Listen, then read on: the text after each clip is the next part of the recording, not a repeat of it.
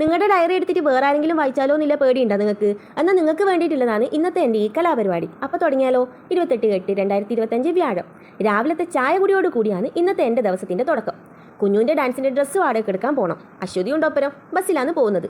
ബസ്സിൽ കയറിയിട്ട് ഒന്ന് ഫോൺ എടുത്ത് നോക്കുമ്പോഴാണ് എൻ്റെ ഒരു വീഡിയോക്ക് 30K വ്യൂസ് കിട്ടിയത് കണ്ടത്.